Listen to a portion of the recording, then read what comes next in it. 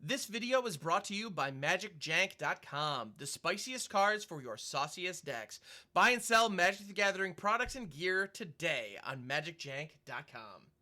What is up, Janksters? It's your boy Graham, also known as HamHocks42 on the internet, and today we have a deck tech for you. This is a fun one. Now, I haven't been playing a lot in Historic as of late because there are some incredibly high-powered cards that Lord of the Rings brought us that are frankly insane and super pushed, and if you're not using them, you're losing to them, and it's just kind of how it goes. So I've decided I'm going to use them, but I'm going to use them in the way that I think is more fun, which is to put together a goofy combo. So this is one of those situations where we are leveraging some of the most powerful cards at our disposal to put together a goofy combo for the win. Now, this is probably not the first time you're seeing a deck like this. This is a known combo, but this is my take on it. This is my twist on it, and let's see if we can make it work. Now, the combo in question is Orcish Bowmasters, one of the strongest cards in the format. I don't feel like I need to explain that. If you're here watching Magic content, you probably have heard of this card. It's pretty good. And we're comboing it with Flumph, because the way that Flumph works is whenever Flumph is dealt damage, both players draw a card, Bowmasters triggers again, and then Bowmasters can hit the Flumph and get another trigger. Now, if we are able to give the Flumph indestructible by way of Loran's Escape, for example, we can then combo infinitely, have our opponent draw infinite cards effectively, and potentially deck out on the spot as long as they have more cards in deck than we do. Or if they're trying to leverage the One Ring to draw cards that way, those types of things.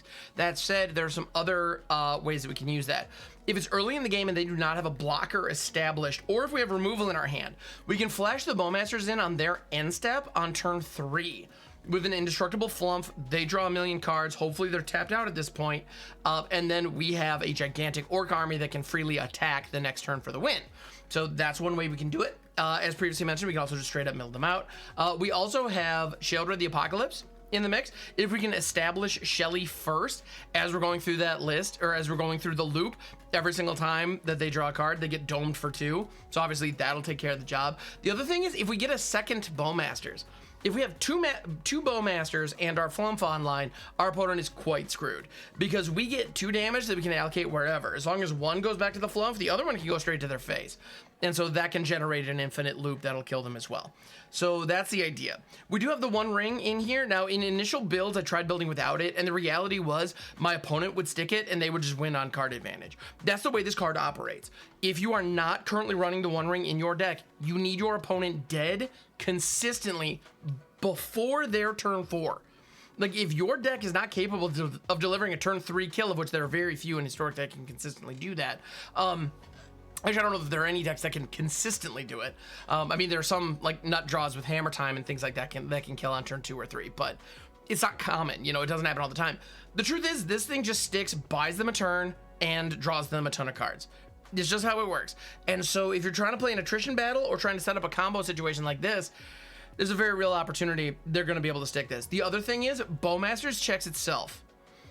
Our Bowmasters will die to our opponent's Bowmaster. And if they have the ring down, they've drawn at least 3 cards off it, generally, by the time their second turn with it rolls around.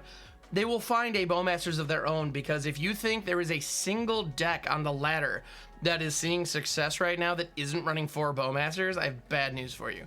Okay, I'm being a little hyperbolic. There are plenty of individual decks like Elves and things that don't run Bowmasters, but you will see Bowmasters a lot. Your opponents will play it a ton. It is an incredibly popular, incredibly powerful card. So be ready for it. That's really the bottom line. Yeah, so we use Loran's Escape to give our Flumph indestructible to fire off the combo. We're also running Fatal Push and Go for the Throat because this deck is trying to tangle in the trenches early. You know, those Orc armies are going to be attacking. That is generally the idea. We also want to stick our Flumph early to be able to block from our opponent and get those triggers and whatnot. So we want to be able to, you know, win in the trenches. We need that removal. Now, there's a good argument that Thoughtseize should be in the main. I actually have it in the board. I have 4 Thoughtseize in the sideboard. My thought is we swap out Fatal Push for Thoughtseize, again, in certain matchups. But because we're going to be playing best of 1 today, I'm putting the Fatal Pushes in the main because there's a lot of early aggression and a lot of cheap creatures in best of 1, just part of the deal. But yeah, Loran's Escape. I'm also running Unearth in here. For 1 mana, being able to pull up pretty much all of our creatures except Sheoldred is insane. And the other great thing about Unearth is you can just cycle it away if it's not giving you any value. Like, this card is fantastic. It's purely fantastic. I've had plenty of times when, for example, I've had a Loran of the third path in my hand, and my opponent has hit me with a Thoughtseize, and the choices are like Bowmasters or Loran, and they dump Loran, and then I just unearth it the next turn. You know, I've had that happen. I've had a turn 2 Loran off of an opponent's Thoughtseize. It feels great. So you're able to do some really fun stuff. Now, Loran itself, you know, they're in here because of that tap ability. Now, the fact that it can blow up an artifact or enchantment is meaningful. Like that initial hit is great. But that tap ability, you and target opponent each draw a card.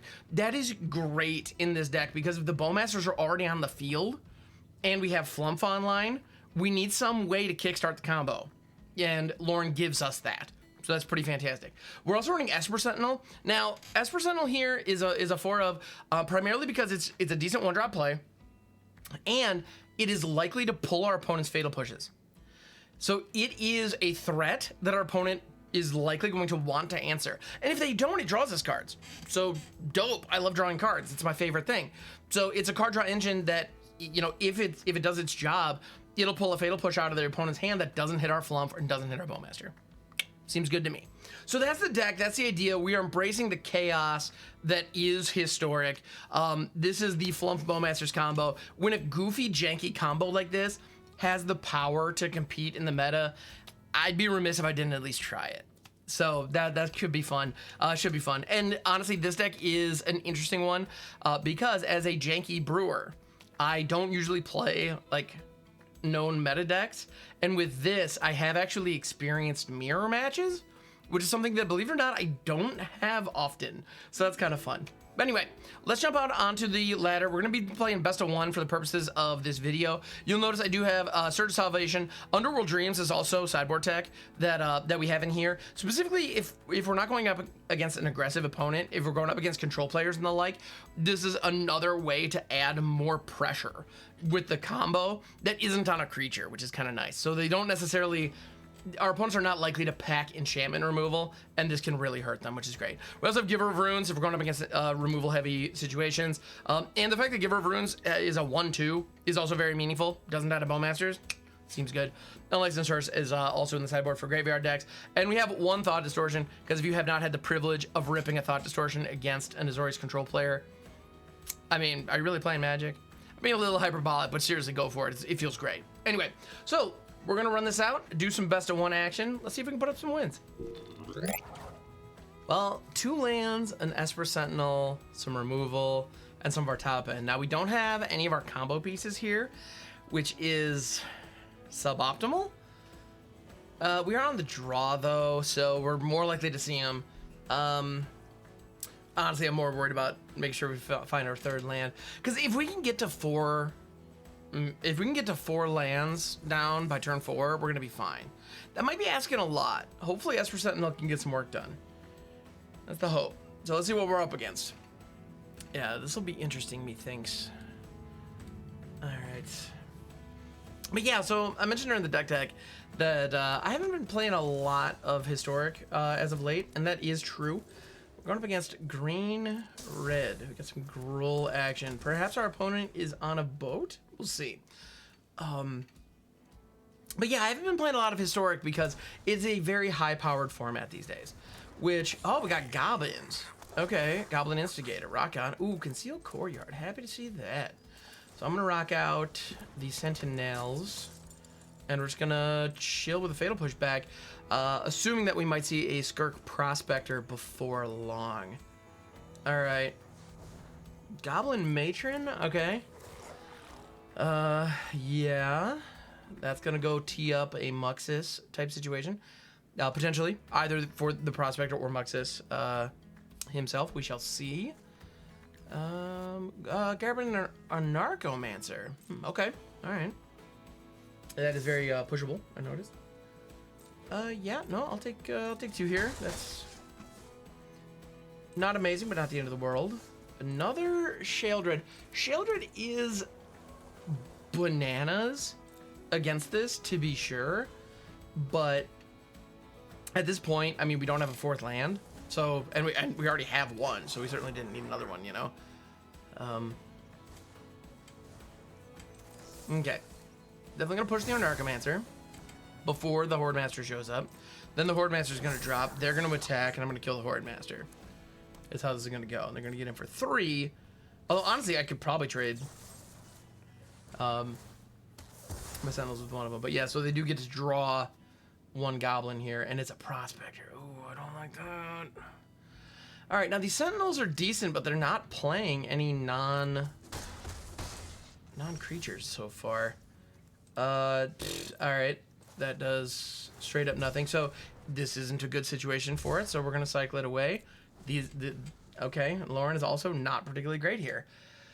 Woof. All right. So things were looking hot for a second, and they're definitely not right now. Oh, Cabaret Rebels. That card is bananas, if I'm honest. Okay, cool. But we did, and so they paid 1. We drew 1, and it happens to be a swamp. Feels good. That feels real good, actually. Do I want to block here?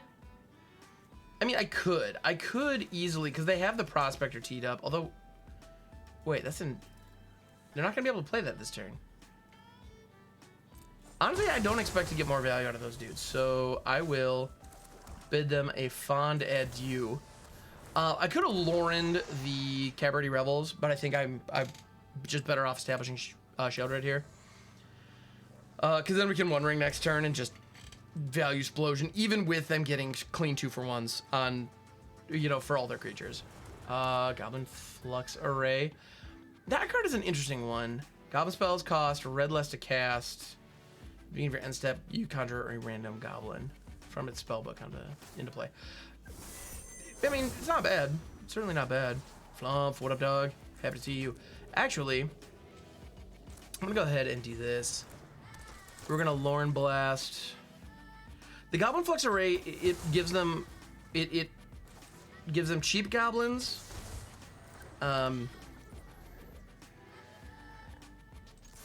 Yeah, it gives them it cheapens their goblins and it draws them cards.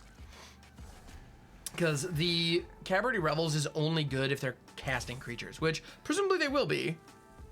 There's a high likelihood that they will, but yeah, like the Goblin Matron being a 3-drop and it just cheats in the Anarchomancer. Like, that's pretty slick. Like, that's real. I can't deny it. That's real value. This is a cool build. I like this Gruul Goblins. It's definitely different than what I was expecting. I mean, I wouldn't have traded those Esper Sentinels away had I known the Influx Array was coming. But yeah, I had no way of knowing that was about to happen. Ooh, there's a Prospector. All right. Are we gonna see? They don't quite have Muxes. They would have to sacrifice their entire board to pull Muxes up. I don't think they want to do that. But yeah, I guess the Horde Master is gonna. Yeah, that got to land. That's kind of interesting. Yeah, you can sack stuff and it'll. Yeah, now that costs 2 and they just got 2 mana. Cabaret Rebels triggered. Okay. Now they're even cheaper. Crap. Okay. Huh? Maybe Rebels was the correct thing to hit with Loran. I mean, we have the One Ring next turn, so unless they can get to a haste enabler here, which in all likelihood they can. Yeah, they just matron into another matron, which they just have to sack. Yeah, one thing, and then here comes the Trap Finder. Crap. Oh, our opponent's full on comboing here. This is suboptimal. All right, Ring, you have all the pressure. You have 100% of the pressure on you. All right. Mana Trap Finder. Or die, seek a card. Yeah, you just seek stuff, and it perpetually gains haste. Get out of here. Yep, no, we're probably dead here, honestly. If the seeks and conjures and all that work out to their, well, the seeking works out to their favor, I'm pretty sure they got it. Okay, here's another Lord. Another Trap Finder? Damn, alright. Yeah, there are 32 cards left. At this point, I feel like that's relevant. Also, Aparok in the Fibblethip sleeves. Mad respect. You gotta love it. As a Fibblethip avatar myself, I respect it. I appreciate it. Alright, opponent. Show me what you're working with.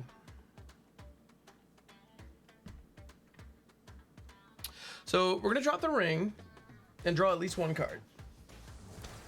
Alright, we got Krenko. Another Anarchomancer. So now at this point, basically all their goblins only cost their colored mana cost. This is how it goes. Had we not gotten rid of the array, 1 red would have been knocked off of every Goblin's casting cost as well. Meaning like Matrons and Horde Masters and the like would be full on free. So that would have been bad. Like that would have been like big bad. Okay. Prospector, cracks. There's the Goblin War Chief. They've been looking for that. It is in their best interest to sack a creature and get the War Chief down. Then Krenko can crack, or they can activate Krenko, I should say. And yeah, they can get rid of one of those Narcomancers and not feel too bad about it. Yeah, they've got it if they do it right. If they sequence this correctly, they 100% have me here. And based on the way they've been playing, I'm pretty sure they know their deck. So I'm not loving my chances, if I'm honest. Okay. Sacrificing the Horde Master, that's hasty. That's an interesting choice, but it's not going to matter. They're going to play out their whole deck here. I believe they 100% have it. This is a neat build, though. Like I said, I like this. Like, it's definitely... I definitely prefer this kind of thing over the traditional just... yeah, the traditional Muxus line. I find a little on the boring side, so I'm glad to see they're doing something else. You know, it's kind of neat.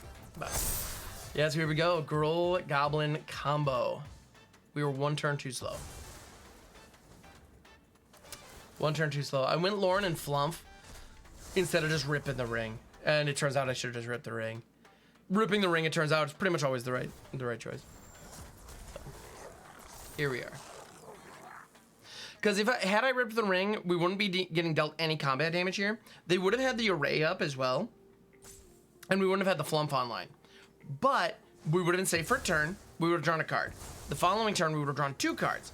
We then would have been able to play Flumph, and if we drew into the Bowmasters at that point, we would have just won on the spot, regardless of what our opponent did. So, lesson learned for me. Yeah. All right, opponent. At this point, yeah, you activate Krenko and just swing. I mean, you just got 10 3/3s right there. Yeah, you got it. That is G to the G's. I know you're gonna keep dirtling, sure. I mean, I respect a good turtle. Don't get me wrong, but we've reached overkill. You got it. You definitely have it. They're gonna actually attack now, or just gonna? Are you gonna misclick and hand me the game when? Yeah, no, there it is. I'm not even gonna bother blocking. You got it. Let's see the high score, or the low score because it's negative. Yeah.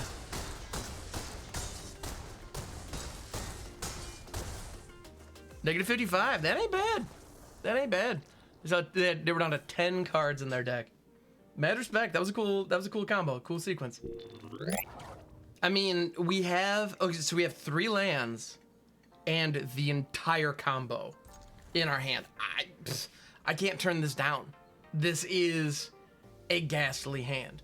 The potential for just the most pure nonsense is absolutely here. How about leading off with the Watery Grave? Okay. I'm just gonna stick my Flumph. Don't worry about it, just playing my Flumph. I probably should have held up Bowmasters, because now this is a clean shot for them to get rid of Flumph. And they're on Grixis.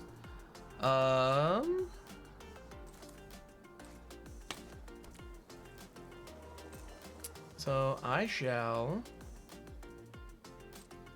pass my turn. Bowmasters is crazy. What you gonna shoot? What you thinking? What you feeling? I'm gonna go ahead and now we can Loran's escape the Flumph. Instead, though, what I'm gonna do is play my own Bowmasters, pick off their Bowmasters, and let it. I'm gonna let the first damage go through. I'm holding full control. I'm going after my Flumph. You betcha, baby. And I'm now giving my Flumph indestructible. It doesn't matter. I'm gonna draw all the things. All we need to draw is into one. So we have basically an infinite draw scenario here.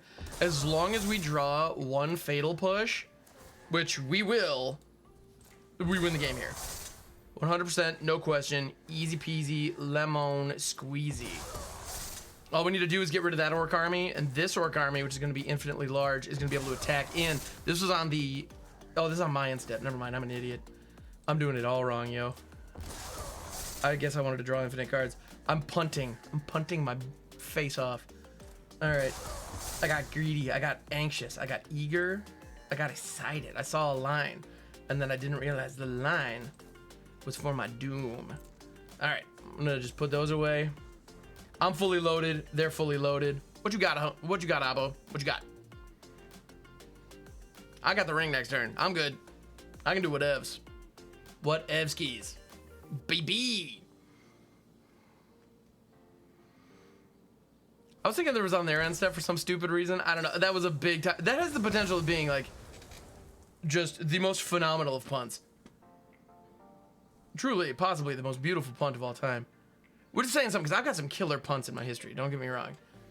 Still, getting their Bowmaster off the board was absolutely correct. Going ham on my Flumph maybe was a little, a little silly. Going ham on my Flumph. That's a thing I just said. All right. So, I'm sitting with 2 Bowmasters back. No big deal. I'm gonna go ahead and send in this Orc army. Crack in for 8. They're holding up some kind of counterspell mana. So if I try to rip the ring here, they're gonna counter it. They have all the mana in the world. So I'm gonna just pass. I've got 2 Bowmasters up. I've got mana for 2 Bowmasters right here, right now. Let's go, baby. I'm gonna stick one of these Bowmasters. All right, so I'm poorly timed this. I absolutely did, but we drew into 2 Bowmasters. I would have been able to throw both Bowmasters in response to that consider. Pop off with Flumph. Pop it, pop, pop, pop, pop, pop. Again, on my end step, I don't care. Like, yeah, the opportunity here, I mean, at the end of the day, like, yeah, this is silly. So our opponent was willing to just call it. And they're playing Lurrus, so they're not rocking the ring. They're not rocking any 4-drops. So anyway, there we go. We did the thing. Yay. This hand, like, we have 3 lands. We have some decent playables, but the reality is we don't have any of our combo whatsoever. And we have 2 of the same legendary. So this is, and Unearth does, in theory, require some setup. So easy mulligan. Oh, baby, this just looks tasty right here. I'm gonna keep this. I'll let one of those pushes go. Honestly, I was seriously considering putting a land back. I'm gonna let this enter tapped. Let's not take any damage, because that might be relevant. You never know. Alright. Stitch Supplier. Hey, I know that card. Gonna... Diviner of Fates. Esper, when it ETBs, it connives whenever you discard one or more cards. Seek a card that shows a type of the discarded card. That's so silly. It's like, whenever you discard a card, just forget about it. Just pretend like you didn't. That's freaking wild. Alright. Probably should have put that down as black, so I'd have double push-up, but it doesn't matter. Or it could have played the Caves of Koilos. So we would have had some options. But we still have Bowmaster back. Stitcher Supplier, I don't want to kill that, because that's just giving them just free real estate. I am not. Seasoned Hollowblade, on the other hand, that's very, very killable. I'm going to go ahead and target it with my Bowmasters, and let's see if they're willing to go down a card to save it. Because right now they don't have the Diviner out. And so if they discard here, they're just going down a card. That sounds great. I love that idea. Cool, they're just getting... Oh, they're just guarding Ginger Terrors. They're playing Reanimator. Crap. Okay. Well, you're welcome, opponent. Let me just do you a solid there. How many more cards are you willing to go down, Chief? Or are you good because you set up the thing? I'm guessing we're probably going to see like a Priest of Fellrights or something like that coming up here in a minute. They are willing to go down one more. There's the Priest of Fellrights. How about again? I'm just trying to strip their entire hand is my goal. All right, cool. We got the 3-power Duder off the board. The Seasoned Hollowblade is great at filling your graveyard and providing early pressure. So these were 1-for-1 exchanges all the way down there, which honestly is not great. And now this is now Fatal Push. I don't have a push for Ravine, which is suboptimal, but that's okay. Let's see. I mean, if anything bad happens to these Bowmasters, I can unearth them now, which is, it's nice. Honestly, I got a little greedy there, except by the a little part. I got like stupid greedy. Trying to get rid of that Seasoned Hollowblade. I just wanted to win that fight. That's all. I'm gonna cycle this while I can. We'll probably have to discard whatever we're drawing to. Loran's Escape. Cool. I'm gonna go ahead and play that on my Bowmasters, because how's that? Sentinel's fine. It's Guard Draw Engine. Okay, at least we got an instant. At least we got an instant we can rock out. Drawing into like another push there was obviously the ideal, but can't win them all. All right.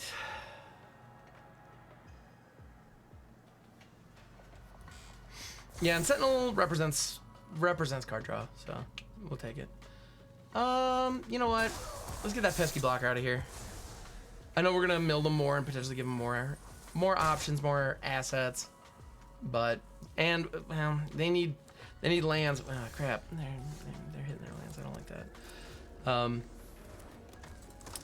Yeah, if they can get to 5, oh wait a minute though, with the Bowmasters down, their prime reanimate target right now is Jinja Taxes.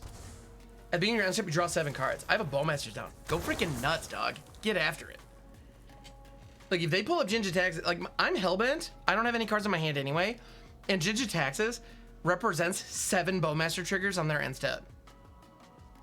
That is not a good idea to reanimate that right now. Especially with Priest of Fellrights that requires you to pay 3 life. It would put them down to 8. That would put them down to 8 on their end step. They would draw 7 cards, yeah. But they're gonna go for it. Rock on. And they're gonna attack with Rafine? Oppo, you crazy. I like you, but you crazy. That I believe is lethal.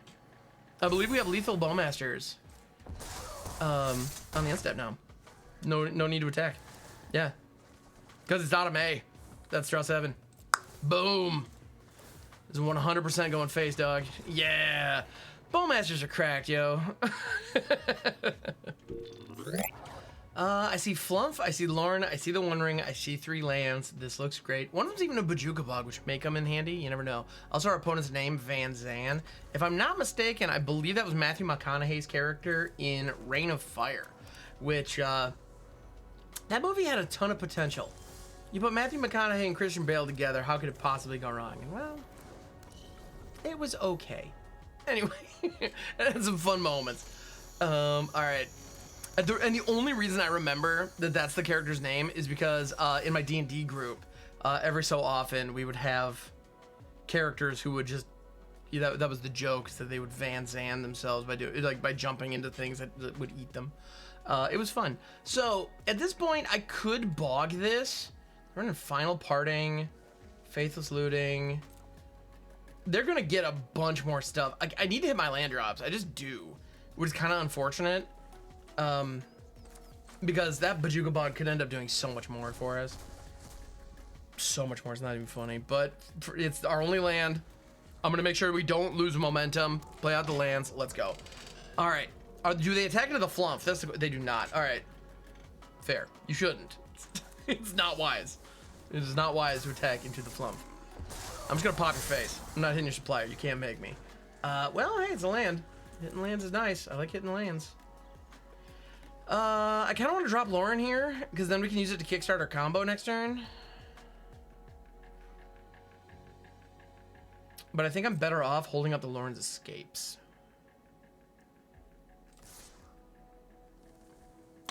I'm willing to attack with this little dude. They're probably going to block to fill their yard. That's what I would do if I were in their situation. Kind of encouraging them to do that. That's the Citrus player's job in those kind of decks. I'm kind of, they're not going to. I'm very surprised by that. I'm assuming they expected some kind of combat trick, but honestly, I'm not going to waste a combat trick on an Orc army. Yeah, saving an Orc army is the least of my concerns. All right. Scholar of the Lost Trove in the mix, it turns out. They want their yard, or their Stitch Supplier doing its thing, so let's pop it. Let's make it happen. All right, I see Sublime Epiphany. That tells me Torrential Gearhulk is probably in there as a reanimate target. I also see the Emergent Ultimatum, which tells me there is a Mizzix Mastery in there. And so they have 4 mana available, right? Because they have 4 mana open, I assume that their plan at this point is to play out Mizzix Mastery, grabbing Emergent Ultimatum. Oh, this doesn't target. Dang. Well, let's get the ring down. Let's do it. And I'm just gonna grib it and rib it. Cut the crap. Let's go. I'm gonna play out an Esper Sentinel too, because I want to draw some cards off what they're doing. Because I'm not drawing enough cards. I'm just not. All right. If they do Mizzix up the Emerge Ultimatum, I'm going to be sad, is what's going to happen. On Burial Rites, on the Scholar, that also does the thing.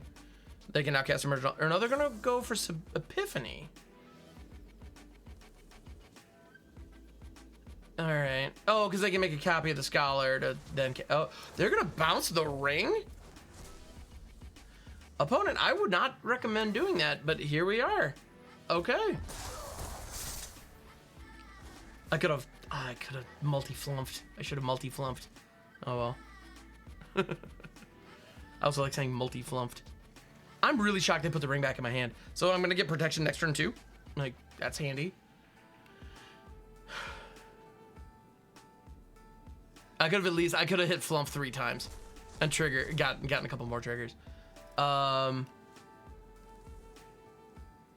This is one of those damned if you do, damned if you don't kind of situations. I'm gonna put Omniscience back. Omniscience is never correct. Yeah. Yeah, never let your opponent keep Omniscience. Is really the bottom line. So, Genius. Ginger Tactics is actually going to be able to counter the One Ring if I were to cast the One Ring first. Which, of course, I won't. Greatest Power. Keys off of Power. Sweet. I like that. I'm gonna do this. So, the way that Ginger Taxes is worded, gonna target that. Yep. This gets countered. Oh no! Whatever will I do? Now we play out the ring. Boom. Little tap tap taparoo. All right. Let's just do all this unfair nonsense. Cool. So they have Ginger Taxes and Professor Onyx live. Like, this is a good setup. They are in a good position, and they have 2 5/5 flyers. Like, obviously. And this is not a draw, unfortunately. That'd be amazing. But nope. It is an impulse style effect where you look at 3 cards. Although 2 of them go to the graveyard, not the hand. Man, Prof Onyx is good. Alright. So here we go. What other shenanigans are we about to get up to, opponent? What you got for me? Alright. They're going to loot faithlessly. I'm okay with this. Do you pay the 1? Do you pay the 1? They do not pay the 1. They're gonna double up faceless looting? I am so cool with that. Ding ding. Onyx is on 3 loyalty, I noticed. There's gonna be 4 extra cards you're on. Cool. Pop up. And you don't stop.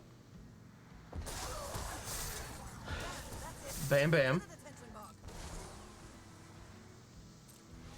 Let's do that again.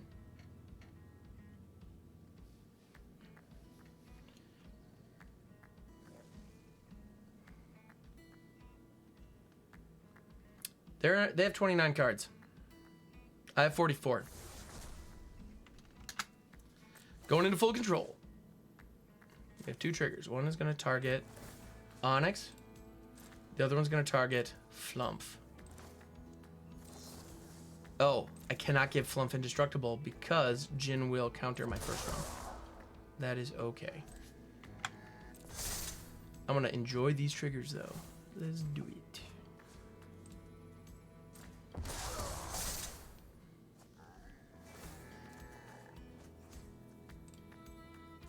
Okay, and we're going to stop there. This next 1 damage is just gonna go face. Keep it simple. So, alright. Cool. Alright, opponent. Note, I have protection from all of the things. Which is unfair, frankly. It's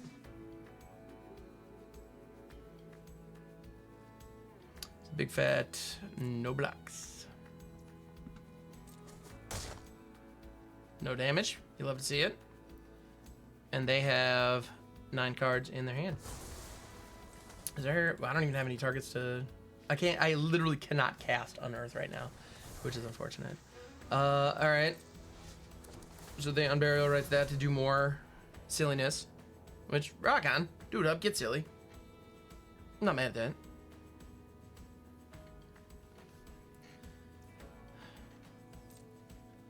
Another emergent ultimatum. Sure. It's just, I'm not worried. They're gonna do some, it's gonna be silly what they end up doing, but it's not gonna matter. Because what we're gonna do is we're gonna draw for turn. The One Ring pops off. Invoke Justice, Mystic's Mastery, and Omniscience. I mean, I'm just gonna put Omniscience back again. So yeah, go nuts, homie. So that means Onyx is coming back. They have Alrund's Epiphany teed up.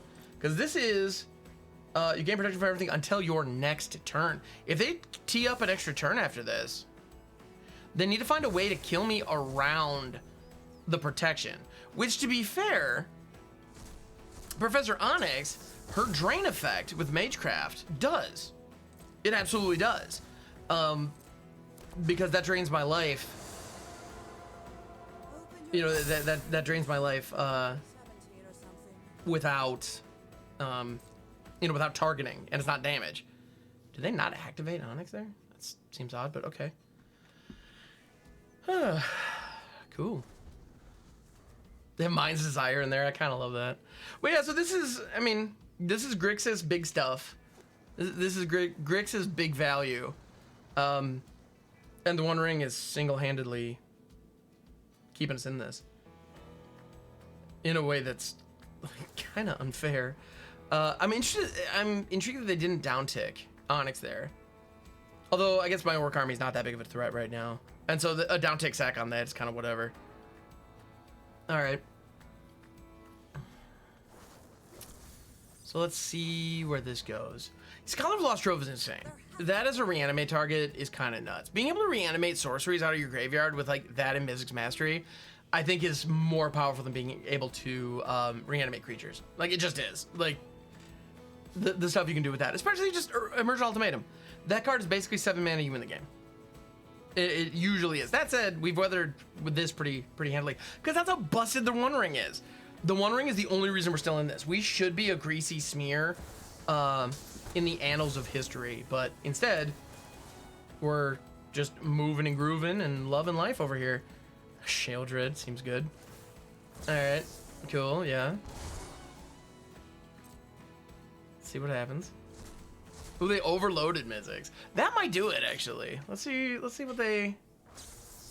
happens here. So Thrilling Discovery, yep.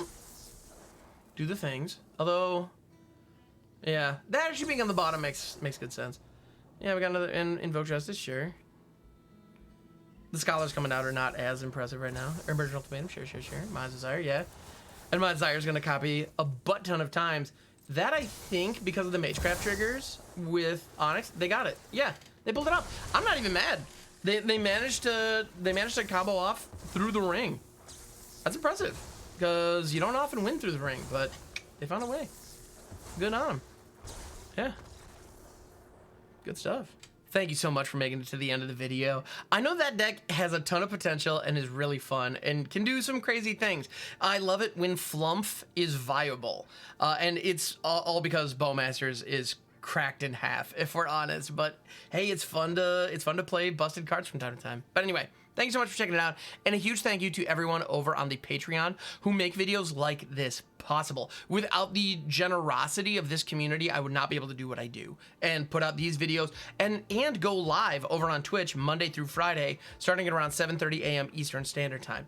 Those efforts I wouldn't be able to do as much as I do, and it makes a huge difference, so thank you.